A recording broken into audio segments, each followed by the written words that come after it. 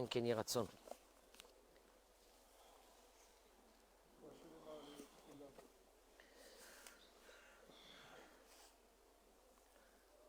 חזק. תודה רבה.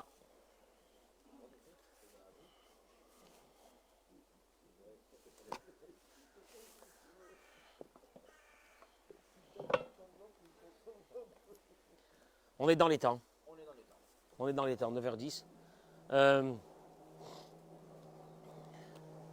תודה רבה שי. חזק וברוך. Waouh. On m'a donné des noms de malades. J'ai oublié de les noter. Je les ai sur mon portable, et mon portable, il est occupé maintenant. Mais c'est pas grave, je les mettrai demain. Bezrat Hashem. Je les mettrai demain. J'ai plusieurs noms de personnes, je devais les écrire, et je ne sais pas pourquoi j'ai oublié hier soir. Bon, demain je les mettrai Bezrat Hashem. Mais déjà, ils sont avec nous, tous ces personnes qui ont besoin de rachamim, de miséricorde aujourd'hui. C'est pourquoi ça? Refoua Shelema. Martine Désiré, Anaël, Bat, Maya, Mishar Kol Chole Amecha Israël, Monique Esther Batodette, Jocelyne Batoraïda, Leilou Nishmat Maurice, Benita Leilou Nishmat Rina Bat Naomi Gila, Leilou Nishmat Salomé Rachel Perl Chaya, Bat Myriam. Alors, Marcel Khamisha Bat Emily, Huguette Lydie Bat Perl Geluna. Ben, regarde, je les sors plus rapidement que toi. Merci. Je voudrais vous avertir. Ah, d'abord, Bokertov. Merci Hachem. Merci Boré Olam qu'on est là ce matin. Toda Rabba Kadosh Baruch Hu, pour ta gentillesse de tous les jours que tu as avec nous, qu'elle est sans fin, cette gentillesse. Je voudrais vous avertir que les 2 cours d'aujourd'hui et de demain, c'est des cours très lourds. C'est des cours sur l'étude de la compréhension de qu'est-ce que c'est le Kaddish. Le Kaddish, on sait tous, on a tous entendu parler du Kaddish. Mais j'ai commencé à lire. Alors, la vraie compréhension du Kaddish se fera demain, dans le cours de demain. Le Rav ici ramène une chose. Je me suis posé une question. Bamé gadol ha-Kaddish mikol ha-tfilot shebaolam. Comment se fait-il que le Kaddish est la prière la plus grande qu'il y a dans le peuple d'Israël? Je me suis posé la question. Mayesh ba-Kaddish, qu'est-ce qu'il y a dans le Kaddish? Chez Aben chez Omro, que le fils qui dit le Kaddish pour son père, Motzi et aviv mi geinam ou machniso le Gan Eden. Il va le faire sortir du Geinam, de l'enfer, et il va l'amener au paradis. Il va faire monter son âme à l'endroit le plus proche de Dieu, où c'est que l'âme a un repos éternel dans cet endroit. Mayesh ba-Kaddish, qu'est-ce qu'il y a dans le Kaddish? Que celui qui le dit de toutes ses forces, on va expliquer demain qu'est-ce que ça veut dire de toutes ses forces. De toute sa pensée. Mais quelle pensée qu'il doit y avoir? C'est la question que tu m'as posée, par hasard, tout à l'heure, en finissant la prière, Franck. Quelle pensée qu'on doit avoir dans le Kaddish quand on le fait, ou quand on le lit, ou quand on répond au Kaddish? On va voir demain. Mais va-t-elle Gzardin chez Shivrim Shana, la Gemara dit. Celui qui répond Kaddish de toutes ses forces, même s'il y avait un décret de 70 ans de malheur sur lui, ce décret est déchiré, annulé, coupé, terminé. Prière la plus grande au monde. Comment se fait-il que le Kaddish est beaucoup plus puissant que la Hamida, que le Shemona Esrei? Qu'est-ce qui se passe dans le Kaddish? Qu'est-ce que c'est cette prière d'abord? Excusez-moi, je voudrais accueillir d'abord ceux et celles qui se sont connectés avec nous ce matin. Vous êtes avec nous, mesdames et messieurs, dans ce Limoud Torah. Je vous demande de le partager pour toutes les personnes qui ont encore des doutes sur qu'est-ce que c'est le Kaddish, l'importance du Kaddish. Est-ce qu'il faut vraiment se mobiliser pendant une année pour un proche, pour des parents? À ce point que le Rav dit que le Kaddish, c'est la prière la plus puissante du monde. Elle a un pouvoir d'amener l'âme du défunt à un endroit le plus beau pour cette âme-là. Elle a un deuxième pouvoir que pour les vivants.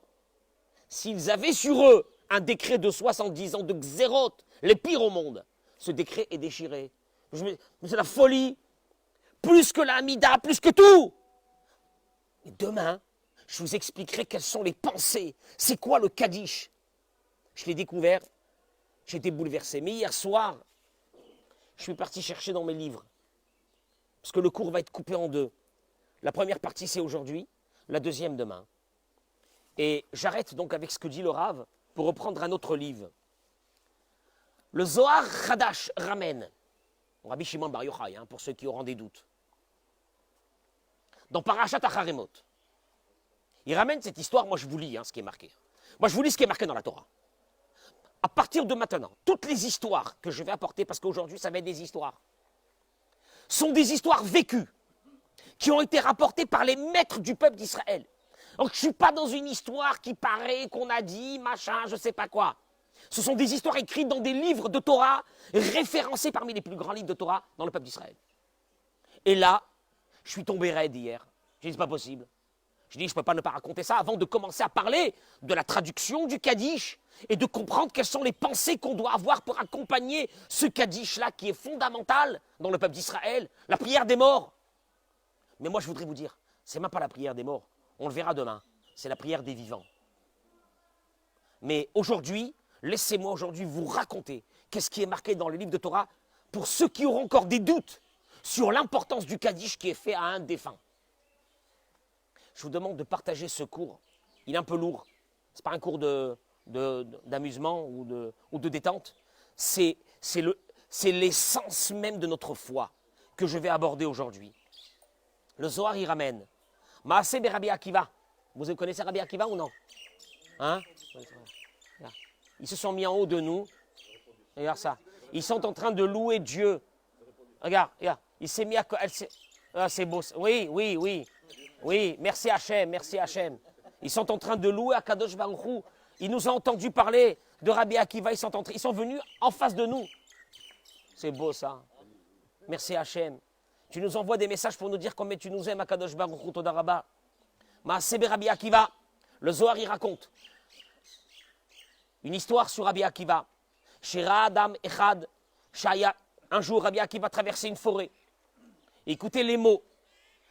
Je n'ai pas le sens même des mots, je ne l'ai pas. C'est kabbalistique. Mais je vous donne l'histoire qui est marquée dans le Zohar de Rabbi Shimon Bar Yochai.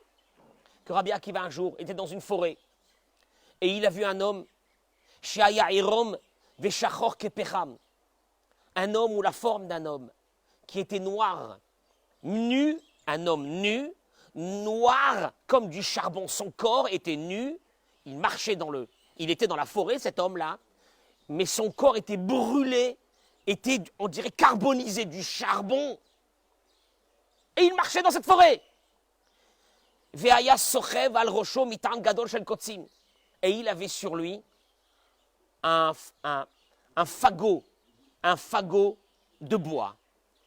Ve'aya ratz bimrutzat asus. Rabbi Akiva le regarde et il voit que cet homme, il court avec son bois. Le bois sur les épaules, il court. Gazar ala Rabbi Akiva ve'amido. Rabbi Akiva a décrété. Il lui a dit, tu t'arrêtes tout de suite. Il a dû faire le vrai nom de Dieu. Il a arrêté. Il lui a dit à cet homme-là, pourquoi est-ce que tu fais ce travail difficile comme ça? Si tu es im'evedata, si tu es serviteur, et que ton maître te demande de faire ça, je vais te libérer tout de suite. Je vais payer à ton maître pour qu'il te libère. Ve'ima aniata, et si tu es pauvre, anima ashirotra, je te rends riche. Je ne peux pas voir ça, je ne peux pas voir ça. Je ne peux pas voir cette souffrance. À Marlo, il lui a dit, je t'en prie. Il lui a répondu, ce monsieur, Altarakveni, ne m'empêche pas de continuer mon travail. Shemaïr gezo alay, otam amemoun. J'ai peur que ceux qui me commandent vont s'énerver sur moi, vont être en colère. À Marlo, il lui a dit, mais explique-moi, qu'est-ce qui se passe? À Marlo, il lui a répondu, Met Ani. Il lui a dit, au fait, je ne suis pas un être vivant. Je suis déjà mort, ça fait longtemps. Ou bechol yom vayom, sholchimoti. Et tous les jours, on m'envoie chercher du bois. Je lis les mots du Zohar. On m'envoie chercher du bois, de le couper. Je remplis un endroit rempli de bois. On me met à l'intérieur et on me brûle. À Marlo, il lui a dit, béni mon fils, Maïta melartecha ba'olam. Il lui dit, mais je ne comprends pas. Apparemment, donc, tu es quelqu'un de mort qui est là en train d'être brûlé tous les jours. Il redevenait de la cendre, il renaissait de cette cendre, et encore il partait chercher du bois, et encore on le brûlait. Il lui a dit, mais qu'est-ce que tu as fait dans ta vie quand tu étais vivant? Amarlo lui a dit, Gabay me masaiti, vaiti me racha'am, venosepanim la ashirim voreg la anim. J'ai fait souffrir énormément de monde, je ramassais les impôts, j'ai massacré tous les pauvres gens en leur prenant des impôts terribles. J'ai causé leur mort. J'ai été quelqu'un de très mauvais dans ce monde-là. Amarlo, as-tu entendu de ceux qui te commandent, de ces anges, qui t'ont amené dans ce monde pour supporter et vivre une souffrance éternelle? Est-ce que tu as une façon, une porte d'échappatoire dans cette histoire que tu es là maintenant? Amarlo lui a dit, il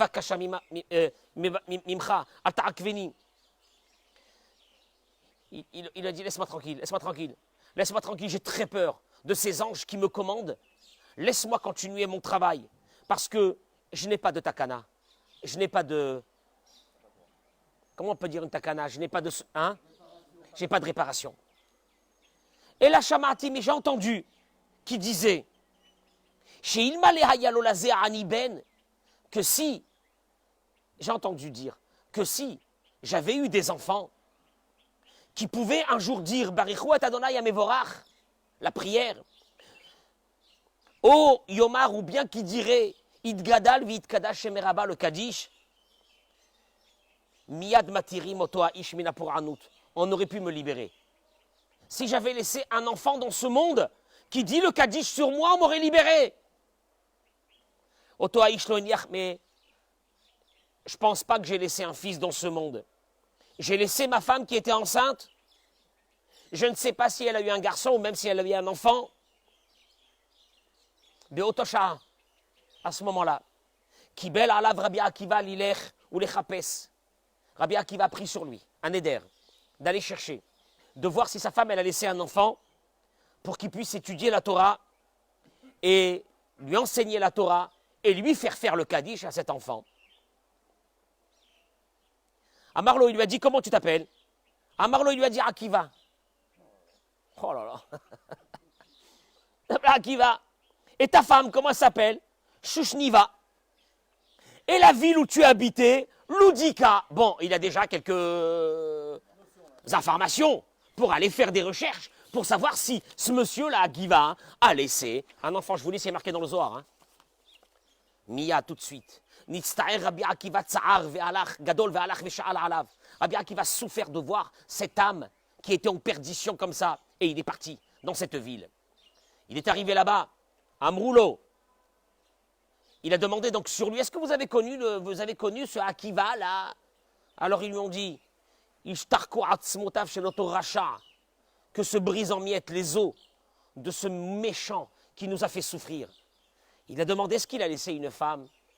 Amroulo, ils lui ont dit, que son nom soit effacé. C'est une famille. Que son nom soit effacé de ce monde. Il a laissé un enfant. Amrou, ils lui ont dit, Arelou, il n'a même pas fait la circoncision. Rien. Laisse-nous tranquille avec cette famille. Il ne dit même pas son nom de cette famille-là. Miyad. Netalo Rabbi Akiva. Rabbi Akiva, il a pris à cet enfant. Il s'est occupé de lui. Il a circoncis. Veoshivo les fanav. Il s'est mis à lui enseigner.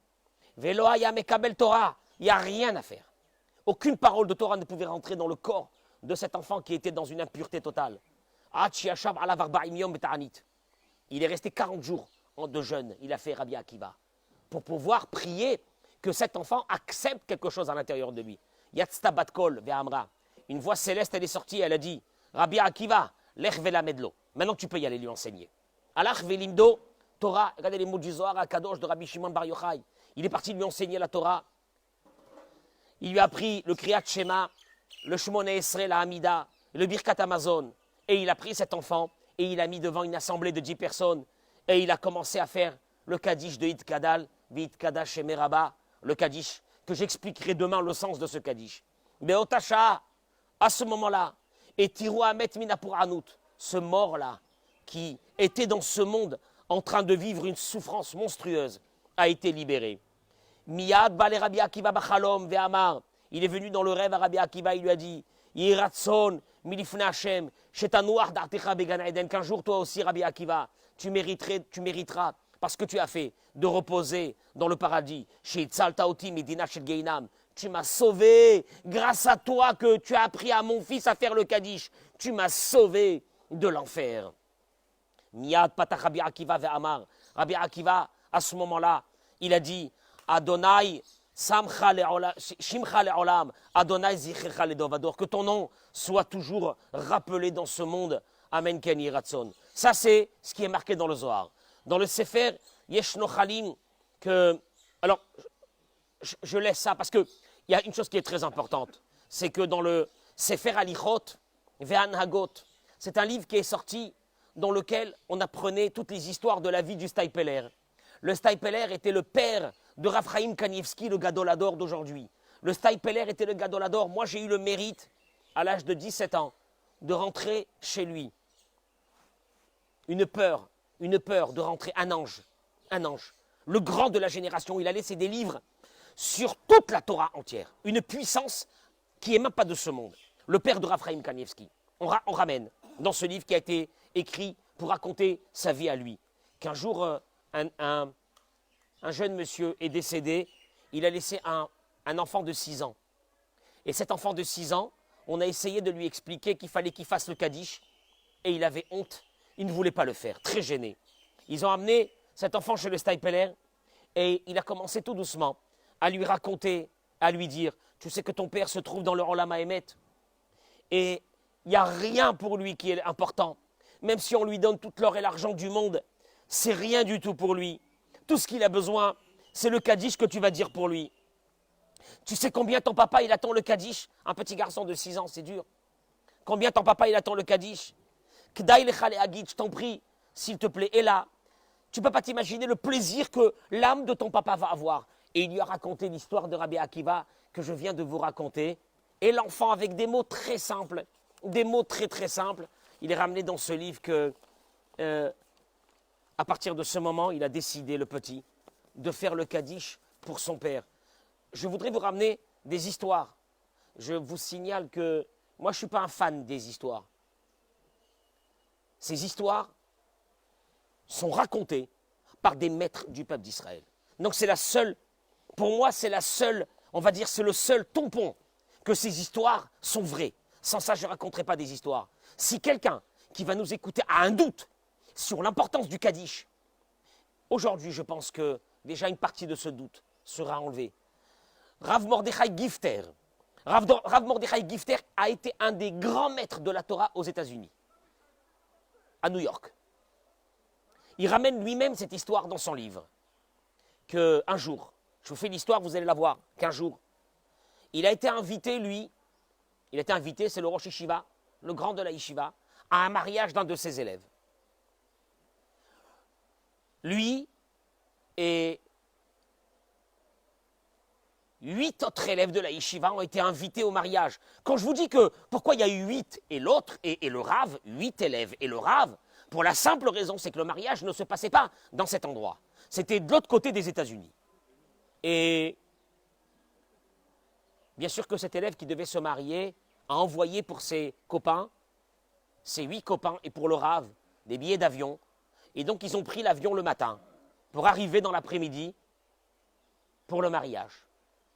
Et il raconte que quand ils sont arrivés vers l'aéroport pour descendre, pour atterrir, il s'est passé, c'est qu'il y a eu une tempête de neige terrible. Et donc on a annoncé aux passagers, cette histoire s'est passée il y a 25 ans, on a annoncé aux passagers que l'avion ne pourra pas atterrir dans cet endroit, elle est détournée vers un autre aéroport où c'est qu'elle va atterrir. Ils ont compris déjà une chose, ils ont compris que le mariage, c'est foutu. C'était pour la même journée, ils n'arriveront pas. Ils sont arrivés, on les a fait descendre entre-temps. Et le Rosh Yeshiva, il leur a dit, bon écoutez, on est maintenant 9 personnes en tout, de toute façon on n'a pas minyan, venez on va se mettre dans un endroit, on va faire au moins la prière de Mincha, de l'après-midi. Bikashnu Mechad Asabalim, il ramène ici, lui-même le Rav Mordechai Gifter, Zecher Tzadik Livracha. Il dit qu'ils ont demandé à une personne qui était là-bas, des bagagistes dans cet aéroport, s'ils connaissaient une petite pièce où c'est qu'ils pourront se mettre au moins pour être tranquilles pour prier. Ce bagagiste, bien sûr, leur a donné donc une petite pièce et il raconte qu'ils ont prié, ils ont fait la Hamida, le Shmona Esrei. Et ce bagagiste est resté à côté, sur le seuil de la porte, et il était en train de les observer. Ils ont terminé la prière, et là le bagagiste, il leur dit « Vous dites pas Kaddish ?» Alors ils lui ont dit « Oui, mais pour nous, chez nous, dans notre peuple, quand on veut faire le Kaddish, il faut combien? 10 personnes. » Alors il leur a dit « Mais je suis juif. » Alors, ils lui ont dit « Bon, alors c'est extraordinaire. » Il leur a dit « Est-ce que je peux dire Kaddish ?»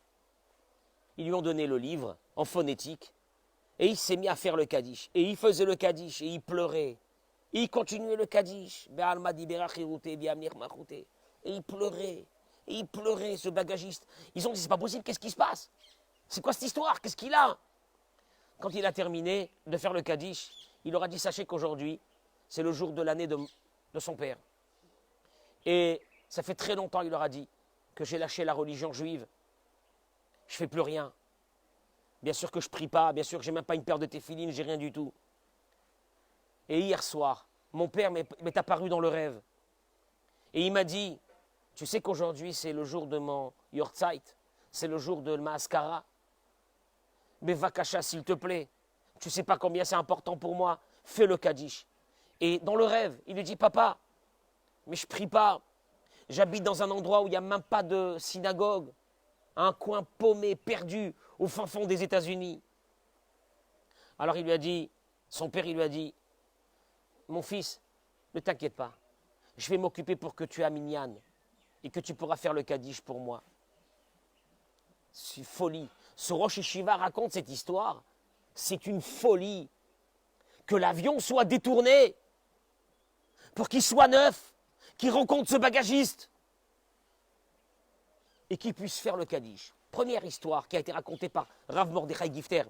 Ma deuxième histoire, juste avant, il ramène ici Kochash el Amirat Kaddish le'agen. La force du Kaddish, elle a une puissance de protéger l'âme du défunt. Énorme puissance. Demain, je vais laisser la partie des pensées qu'on doit avoir dans le Kaddish pour ceux qui le font et ceux qui l'écoutent. Parce que c'est d'une puissance d'un autre monde. Je laisse tout ça pour demain. Deuxième histoire. Mais cette histoire, si ce n'est que cette histoire a été racontée par l'un des témoins de l'histoire, qui a été le grand rabbin de Jérusalem en 1920, Rab Chaim Sonnenfeld. Cherchez sur Internet, même en français, sur Wikipédia. Rav Chaim Sonnenfeld. Il a été le grand rabbin de Jérusalem. Il a été témoin de cette histoire. Si ce n'est pas lui qui a raconté cette histoire, qui était un gadol ador, moi j'aurais dit que cette histoire, ce n'est pas possible qu'elle soit vraie. Moi je suis quelqu'un de très sceptique. Mais c'est lui-même qui a dit, c'est pas qui a raconté cette histoire, il a été témoin de l'histoire. Alors là, il n'y a plus rien à dire. Il a été témoin de l'histoire. À Pressbourg, en Hongrie, à l'époque où, dans les années 1900, il y avait des communautés florissantes de juifs. Il y avait un couple qui avait des moyens et qui avait la coutume, pendant de nombreuses années, il y avait une yeshiva à côté, une académie d'études. Chaque année, le couple rentrait dans cette académie d'études, demandait à voir le grand rabbin de la yeshiva et donnait à ce rabbin une enveloppe avec une très belle somme. Mais avec une demande obligatoire. On donne ce don à la yeshiva, mais à une condition. Quoi? Bitnaï, à une condition, chez Agidu ba yeshiva Kaddish Tmidi, le'ilouy otam neshamot galmudot, chez Enmi Shiagid Achariem Kaddish. Que dans la yeshiva, il y ait plusieurs étudiants qui liront le Kaddish, qui diront le Kaddish pour toutes les âmes de ces personnes qui n'ont pas laissé d'enfants, qui n'ont pas laissé des enfants dans la Torah et dans les mitzvot, qui n'ont pas laissé des enfants qui comprennent l'importance pour l'âme des défunts de lire le Kaddish. On donne cette somme d'argent à une condition, c'est qu'il y ait des élèves que tout au long de l'année lisent le Kaddish pour les âmes de ces personnes qui n'ont laissé personne dans ce monde pour lire le Kaddish pour eux. Et la yeshiva a nommé un élève. Toute l'année, matin, midi, soir, il lisait le Kaddish. Pour qui? Pour tous ceux qui n'ont pas, on ne les connaît pas, mais toutes les âmes de ces personnes qui n'ont pas. Qui c'est qui va lire le Kaddish? Je vous rappelle que c'était à Pressburg, en Hongrie. Un jour, le mari de cette femme, ce couple-là, le mari, décède. Et elle a continué donc elle à faire tourner les affaires que le mari avait laissées. Et malheureusement, à un moment donné, les affaires se sont dégradées au fur et à mesure. Et tout s'est terminé. Et veuve, elle a des filles à marier, elle n'a plus un centime. Elle a 2 filles à marier, et il faut de l'argent. Elle a accepté ce que Dieu lui donnait dans la vie, ce qu'il lui a donné avant, ce qu'il lui a repris. Et elle a continué sa vie. Une chose, elle n'arrivait pas à concevoir. Ça lui a fait un mal terrible. C'est ce Kaddish. Qui va faire Kaddish maintenant? Maintenant qu'ils ne vont plus payer à la yeshiva, qui va faire Kaddish? Un jour, elle décide d'aller voir le rabbin de la yeshiva. Elle monte dans cette yeshiva. Elle va voir le rabbin et elle lui dit, regarde, je peux te demander une chose, une faveur. Continuez à dire Kaddish. Le jour où je pourrai, où Dieu me donnera les moyens, je viendrai payer. Mais je vous en prie, n'arrêtez pas. Ça, n'arrêtez pas. Je vous en prie, n'arrêtez pas. Et le rabbin de la yeshiva a été extrêmement touché de voir cette veuve qui avait tout perdu et que la seule chose qui l'intéressait, c'était de savoir est-ce qu'on va continuer à faire Kaddish. Il savait, le rabbin, la situation de cette femme aujourd'hui. Rien. Elle s'occupe que du Kaddish. Ils ont voué leur vie à ce qu'il y ait des personnes qui liront Kaddish pour tous ceux qui n'auront pas quelqu'un qui lira Kaddish pour eux. Il lui a dit, il n'y a aucun problème, madame, il n'y a aucun problème. Même si vous ne pourrez pas donner de l'argent, mais ne pensez pas que ça dépend de ça. Nous, on continuera à faire le Kaddish toute l'année pour les personnes qui n'ont pas laissé d'enfants ou qui ont laissé des enfants qui n'ont pas eu cette présence d'esprit d'honorer les parents. Le plus grand honneur, ce n'est pas du vivant, c'est quand ils sont partis de ce monde. Elle sort de la yeshiva, écoutez-moi l'histoire parce qu'elle est dramatique.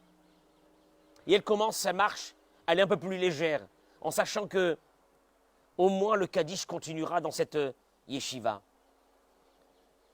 Betseta la Rechov, elle sort de la yeshiva dans la rue, arrive devant elle un juif, Yashish, âgé, Baal Adrat Panim Nidira, avec un visage qu'elle n'a jamais vu de sa vie, brillant, une barbe longue, blanche.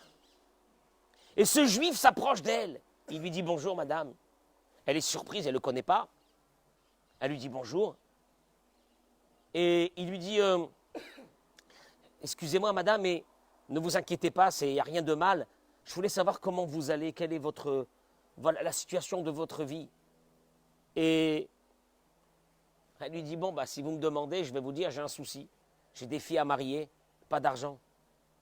Je suis veuve. Il lui dit, madame, je pourrais, excusez-moi, mais vraiment, ne soyez pas choqués. Je pourrais vous demander combien vous aurez besoin pour marier vos 2 filles. Alors elle lui dit, excusez-moi, mais je ne vois pas pourquoi j'ai besoin de vous raconter cette chose-là.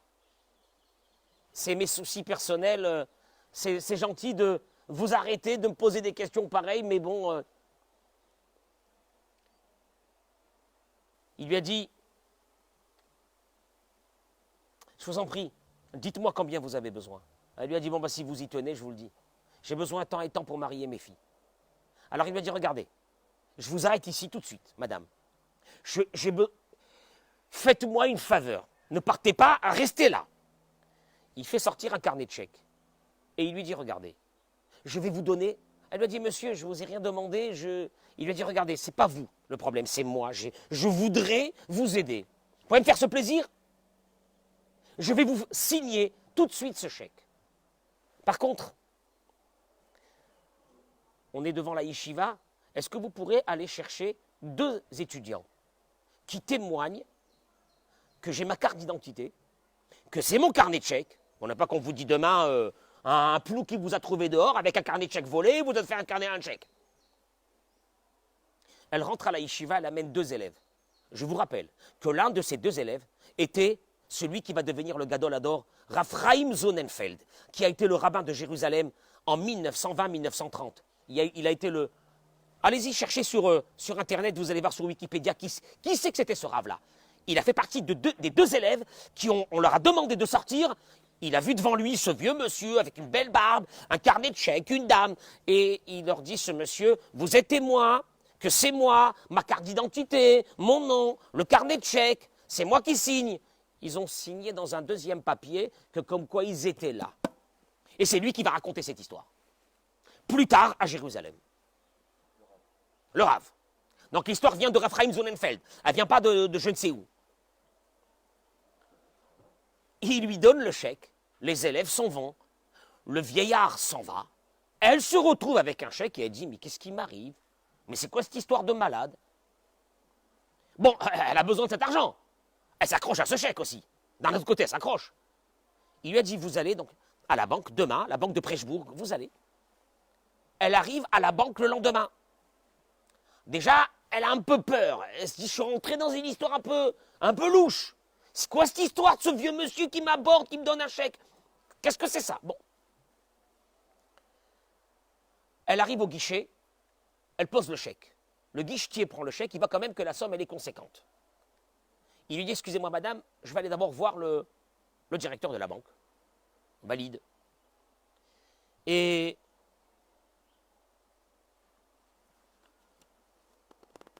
j'essaie d'être le plus fidèle à l'histoire.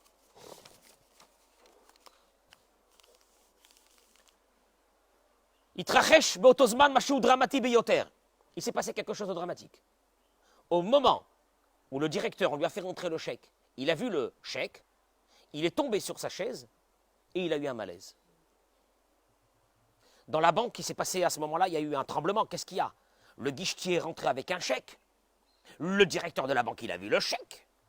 Il s'est senti mal. Ils ont pris la dame. Entre-temps, ils lui ont dit, madame, quelqu'un de la banque, il a pris, il lui a dit, venez dans cette pièce à côté, attendez un petit moment. D'abord, le gars, il a dû se dire, s'il y a un problème avec ce chèque, au moins on l'a à côté. Elle est là, elle ne peut pas se sauver. Elle est bien. Et donc, ils ont laissé la femme, entre-temps que monsieur le directeur de la banque retrouve ses esprits. Et voilà qu'il retrouve ses esprits un petit moment après, et il demande à ce qu'on fasse rentrer la femme dans son bureau. Et il lui dit, dis-moi, il y a combien de temps que tu as ce chèque dans tes mains? Elle a dû se dire à ce moment-là, dans quelle embrouille je suis rentré. Elle lui a dit, combien de temps? Hier après-midi. Et, monsieur le directeur, j'ai même des témoins qui étaient là, je peux les apporter, de la yeshiva, qu'ils ont vu qu'il y a un monsieur qui m'a donné ce chèque, etc. Il lui a dit, tu pourras, si je te montre la photo, une photo, tu pourras me dire si c'est lui ou non. Il ouvre son tiroir et il fait sortir la photo. Elle dit, c'est lui, c'est lui.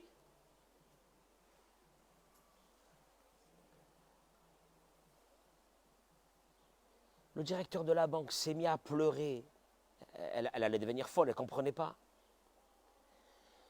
Il lui a dit, le directeur de la banque, il lui a dit, c'est mon père. Il est décédé, ça fait des années. C'est pas possible. Ça fait des années qu'il est décédé, c'est pas possible. C'est pas possible. C'est pas possible, t'as un chèque de mon père. C'est lui, tu le reconnais, c'est lui, oui, c'est lui. Mais on peut amener les élèves de la yeshiva. Ils vont vous dire que c'est lui. Mais il est mort, ça fait des années. Et là, il lui dit, il est mort, ça fait 10 ans. Et il lui raconte que Balaïla Kodem, que la nuit d'avant, son père est arrivé dans le rêve. Et il lui a dit, mon fils, tu as quitté le chemin de la Torah et des mitzvot. Tu t'es marié avec une non-juive. Et tu as arrêté de faire le Kaddish. Depuis, mon âme ne trouve pas de repos. Sache qu'il y a une femme qui paye depuis des années. Et grâce à ça, je trouve la paix un petit peu dans le Kaddish qu'il est fait dans cette yeshiva pour mon âme. Maintenant, mon fils, cette femme est dans le besoin. Elle va venir chez toi. Aide-la. Il a dit qu'il s'est réveillé le matin et il raconte à sa femme elle lui dit, bon, c'est des rêves. C'est des rêves. Et si Morenu Agaon Rabbi Chaim Sonnenfeld. Rabbi Chaim Sonnenfeld, il termine l'histoire et il dit, c'était qui les deux élèves? Ani Akatan, c'était moi. Vechaveri Rav Yehuda Greenwald, encore un autre Gadolador qui va devenir plus tard un Gadolador. C'était les deux qui ont assisté à cette remise de chèque qui a été faite, Nora Ve'ayom, à cette remise de chèque. À Ishniya Ba'al Tshuva. Bah ouais, après une histoire pareille, tu m'étonnes.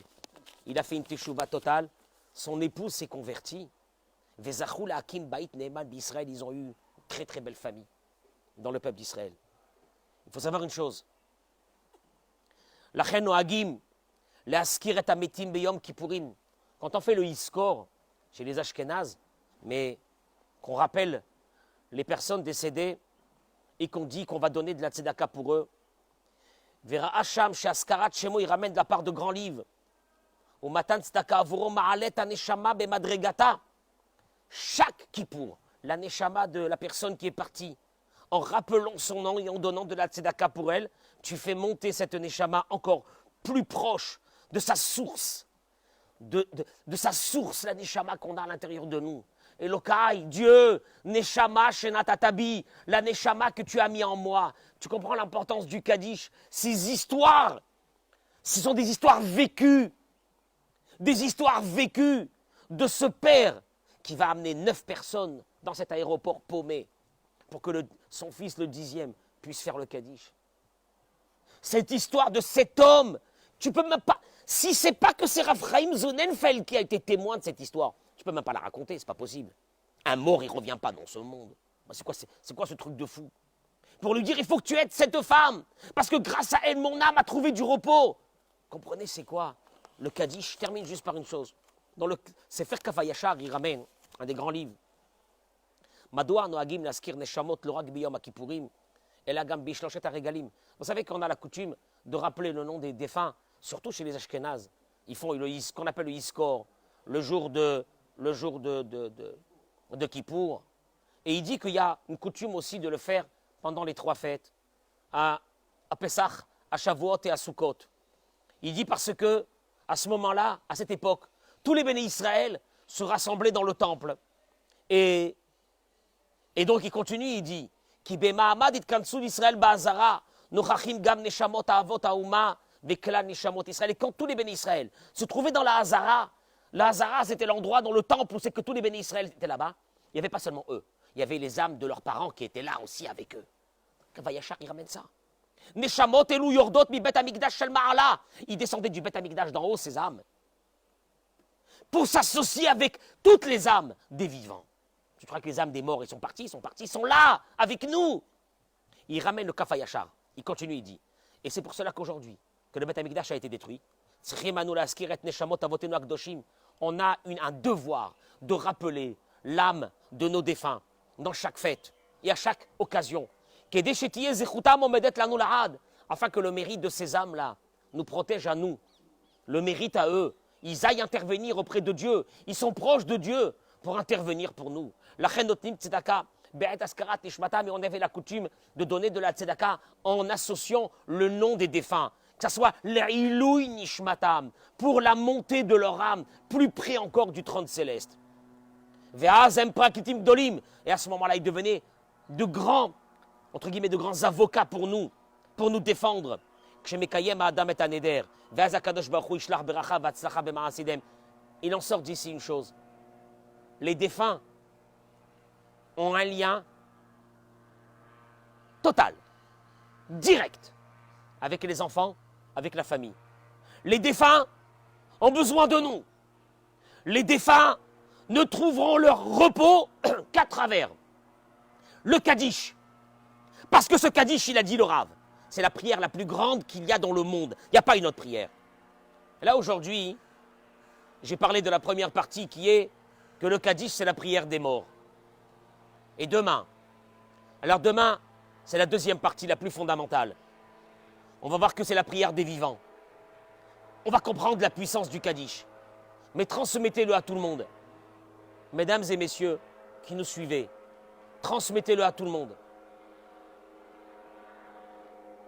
S'il y a un kavod qu'on peut faire à un défunt, c'est le Kaddish. S'il y a un kavod qu'on peut faire au défunt, c'est que toutes les mitzvot qu'on fait, on dise, chaque fois qu'on fait une mitzvah, on le dit, Leilou Nishmatam. Je suis sorti un peu des sentiers battus aujourd'hui pour vous raconter ces histoires, mais c'est la préambule de ce qu'on va comprendre demain. Bezrat Hashem dans la deuxième partie. Qu'est-ce que c'est le Kaddish? En vous souhaitant une journée extraordinaire. Amen Ken Yiratzon.